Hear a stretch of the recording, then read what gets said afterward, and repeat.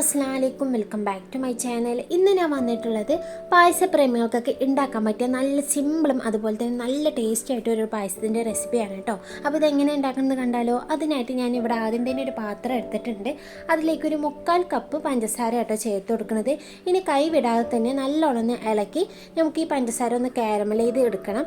ഈ ഒരു കളറാകുമ്പോൾ അതിലേക്ക് പാലും കൂടി ഒഴിച്ചു കൊടുക്കാം കേട്ടോ. അപ്പോൾ ഇത് ഒരുപാട് ബ്രൗൺ കളറാവരുത്, ഈ ഒരു കളറാകുമ്പോഴാണ് അതിലേക്ക് പാൽ ഒഴിച്ചു കൊടുക്കേണ്ടത്. അപ്പോൾ ഞാനിവിടെ 2 പാക്കറ്റ് മിൽമ പാലാട്ടോ എടുത്തിരിക്കുന്നത്. ആ 2 പാക്കറ്റ് ഞാൻ അതിലേക്ക് ഒഴിച്ചു കൊടുക്കുന്നുണ്ട്.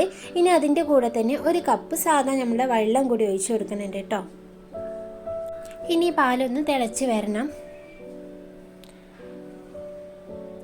ഇനി ഇതിലേക്ക് ഞാൻ ഒരു 1/2 കപ്പ് വെർമിസെല്ലിയാണ്, അത് ഇതേപോലെ കൈകൊണ്ടൊന്ന് പൊട്ടിച്ചിട്ട് അതും കൂടി ചേർക്കുന്നുണ്ട്. അതിനോടൊപ്പം തന്നെ ഒരു 1/2 കപ്പ് ജവ്വരി വെള്ളത്തിലിട്ടതാട്ടോ കുതിർക്കാൻ വെച്ചതാണ്, അതും കൂടി ഒന്ന് ചേർത്ത് കൊടുക്കാം.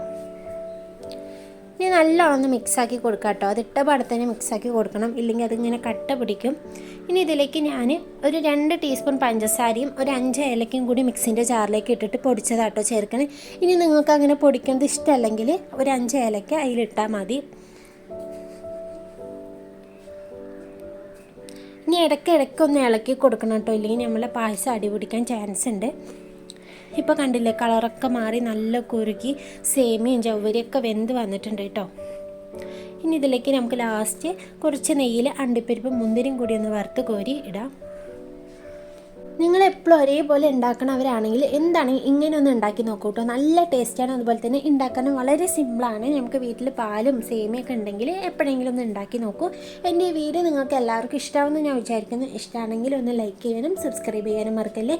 അടുത്ത വീഡിയോ ആയിട്ട് വീണ്ടും വരാം.